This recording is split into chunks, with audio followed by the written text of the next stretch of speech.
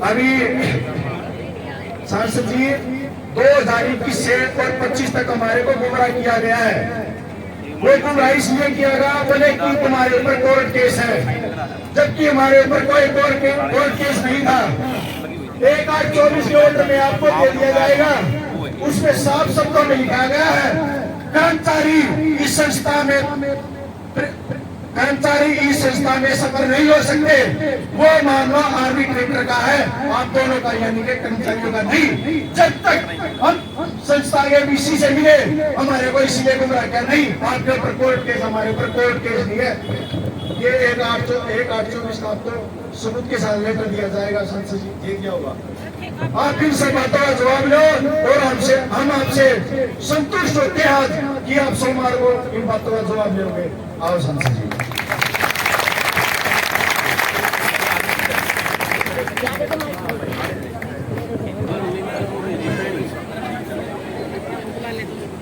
PGIMS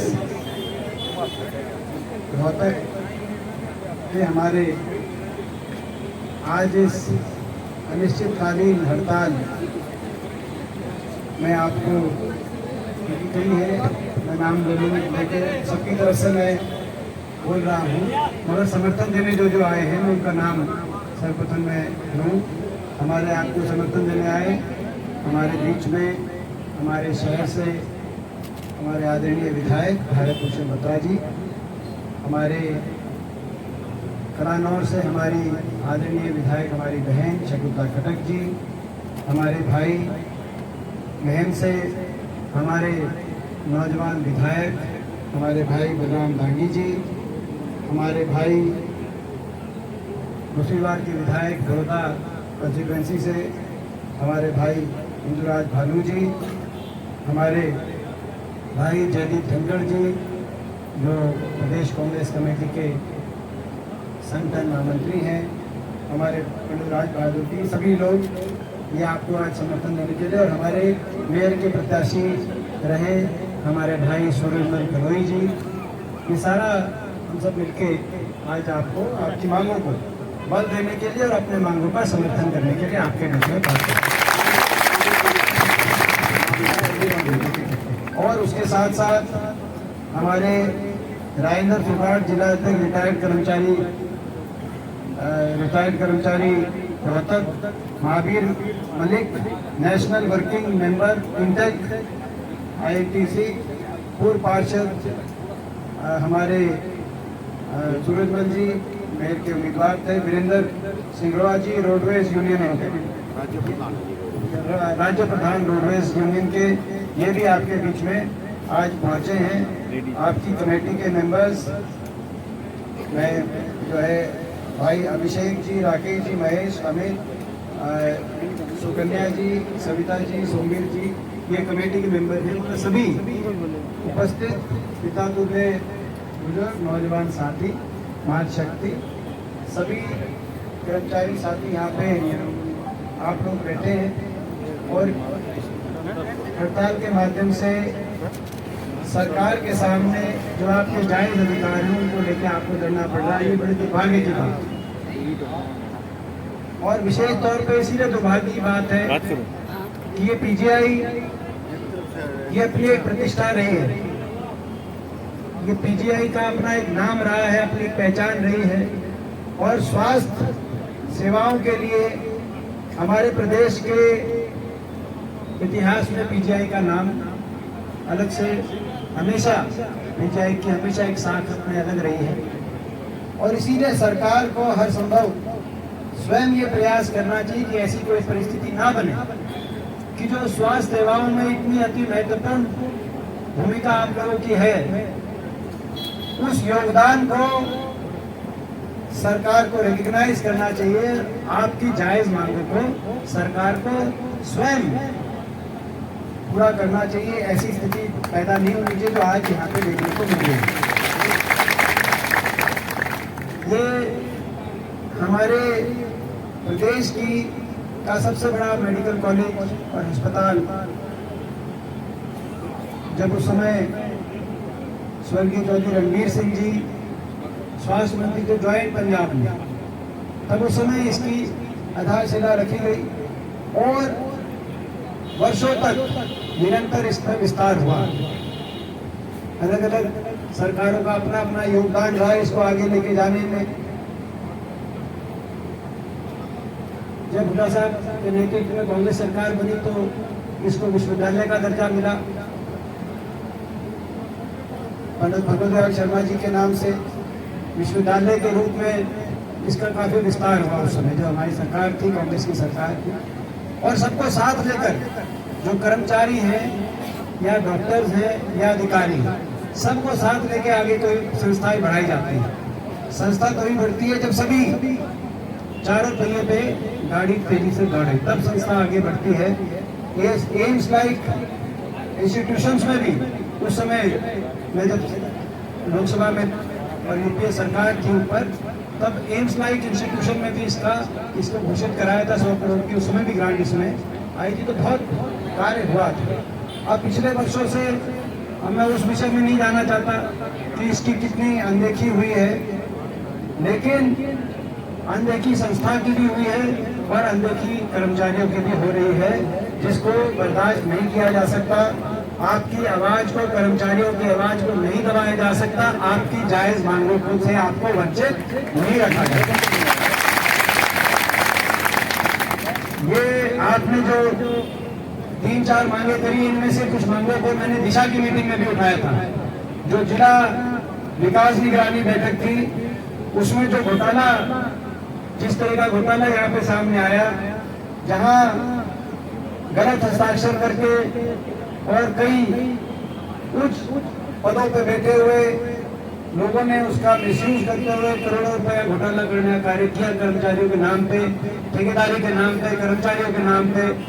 वो बात मैंने उठाई थी और मैंने कहा इसमें जांच उस दिन भी उठाई दिशा की बैठक में। और ये जो आज बाकी जो आपकी मांगे कि HKRM पॉलिसी के तहत सभी कर्मचारियों को पोर्टल पर चढ़ाया जाए, जॉब सिक्योरिटी पत्र जारी किया जाए। मैं सरकार को याद दिला दूं कि जब कांग्रेस पार्टी ने कहा कि HKRM के कर्मचारियों को हम पक्का करेंगे, मगर आगे और जो भर्तियां होंगी आने वाले समय में, उनको कच्ची ना करके हम पक्की भर्तियां करेंगे ताकि शुरू से ही पक्की हो। उसको दुष्प्रचार में माहिर सत्ता पक्ष ने ये दिखाया कि हम जैसे HKRM कर्मचारियों के खिलाफ, और उसके बाद जब सत्ता में आ गई बीजेपी तो HKRM के कर्मचारियों को पक्का तो किया नहीं। पहले मैं HKRM की बात करूं, उनको पक्का तो किया नहीं, बल्कि उनको हटाने का कार्य कई जगह उसके भी धरने चले कि HKRM कर्मचारियों को हटाने का कार्य किया जॉब सिक्योरिटी के नाम पर, मगर वो पक्की सरकारी नौकरी में कन्वर्ट नहीं किया HKRM, जो कांग्रेस पार्टी करने जा रही थी। और हमारी मांग भी है, हमारा संघर्ष भी है, हमारी लड़ाई भी है कि आने वाले समय में HKRM कर्मचारियों को पक्का संपत्ति सरकारी के रूप में हमारी मांग। मगर दुष्प्रचार में माहिर लोग हैं, कहा इन्होंने कुछ वो भी नहीं किया, और यहाँ तो हमारे कर्मचारियों को HKRM के रोल्स में भी डालने का काम नहीं किया। तो इस बात को HKRM में ऑब्जर्व किया जाए, पोर्टल पर चढ़ाया जाए, जॉब सिक्योरिटी दिलाई जाए, इस बात को विधानसभा में भी उठाएंगे और लोकसभा में भी उठाएंगे। आपकी 90 कर्मचारियों को HKRM को हटाने का नोटिस यहाँ पे मतलब ये हड़ताल उठाने का नोटिस,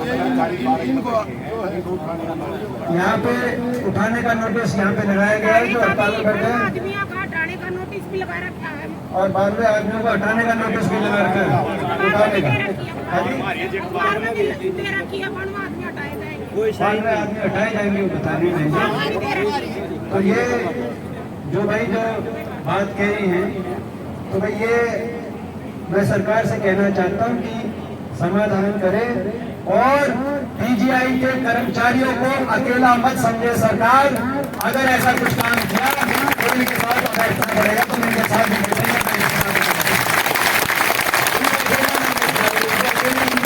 अकेला ना समझे। प्रदेश में सत्ता आपके पास है, लेकिन प्रजातंत्र में सत्ता पक्ष और विपक्ष दोनों की बराबर की भूमिका है। बाबा साहब ये सिखा के गए। लोकतंत्र में, संविधान में मात्र आधा 12% वोट ज्यादा आपकी आई है, मात्र 22,000 वोट प्रदेश में ज्यादा आपको मिले हैं।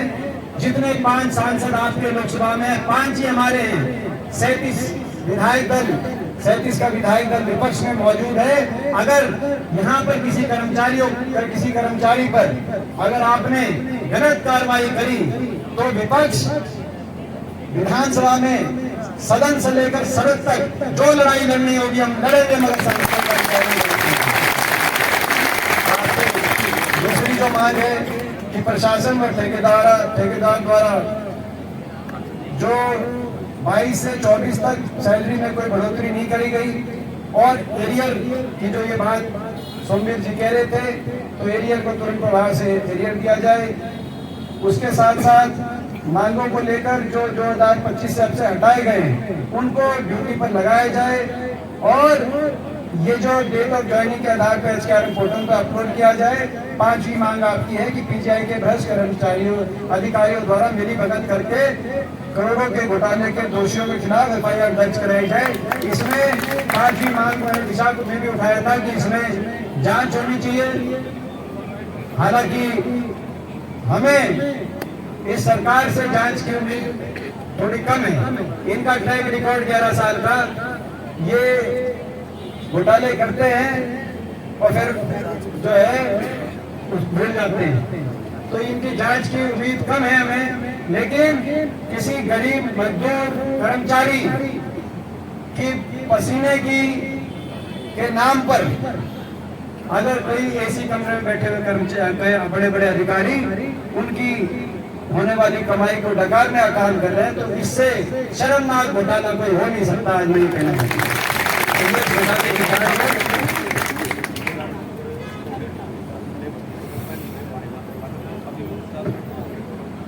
ये भाई देखो, ये प्रजातंत्र है, देश में संविधान है, देश में संविधान है, देश में प्रजातंत्र है। सबको अपना अधिकार है अपनी मांग रखने का, अपनी मांग के लिए संघर्ष करने का। कोई इस अधिकार से किसी को वंचित नहीं कर सकता। तो कोई ऐसे बताया गया है कि कुछ लोग दबाव बनाते हैं, कोई जो है बाहुबली किस्म के लोग हैं जो इस तरह के, ऐसी कोई मेरे पास रिपोर्ट आई है, पीछे से बता रहे हैं भाई इस तरह के कोई लोग हैं। मैं उनको बताना चाहता हूं कि भाई अगर आप ऐसा करेंगे तो आप कानून को अपने हाथ में ले रहे हैं और संविधान की धज्जियां उड़ा रहे हैं। कानून और संविधान की धज्जियां उड़ाने की इजाजत किसी को नहीं दी जाएगी, ये मैं उनको कहना चाहता हूं। इन शब्दों के साथ हम ये आपके मांगों का समर्थन करते हुए सरकार से अपील करते हैं तुरंत जल्द से जल्द बातचीत के माध्यम से आपसे बात करके सारी मांगों को मंजूर करते हुए समाधान किया जाए। और विपक्ष के नाते जहां जहां इसको उठाने की जरूरत होगी आपके इस मांग पत्र को लेकर आपसे जो है हम टच में भी रहेंगे। जहां जहां मांगों को उठाने की हमें विधानसभा की होगी, लोकसभा की होगी, आपसे तक में आपसे संपर्क से रहकर आपकी मांगों को उठाते रहेंगे। आज भी हमारे सारे एक साथ इकट्ठे इसलिए आए कि भाई मीडिया के माध्यम से सरकार पे दबाव पड़े। आज भी मैं समझता हूँ कि इस बात को लेकर सरकार पे निसंदेह जाएगा। तो इन्हीं शब्दों के साथ एक बार सभी को आप सबका करते हुए मैं भी एक नारा लगाते हुए